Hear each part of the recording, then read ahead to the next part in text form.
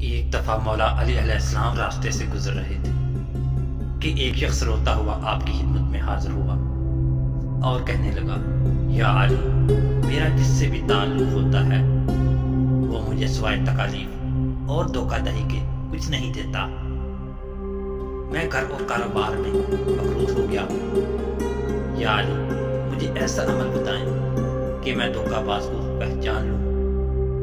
ये सुनकर मौला अलैहिस्सलाम फरमाने लगे, ऐ शख्स, अगर धोखाबाज इंसान को पहचानना चाहते हो तो जिससे भी कारोबार या बात करो तो 3 मरतबा या अलीम, या अलीम, या रहीम, या रहमान पढ़कर इसकी आंखों में देखो।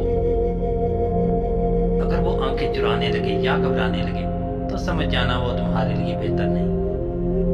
लेकिन अगर वो मुतमईन रहे या खुश हो तो तुम इस पर भरोसा कर सकते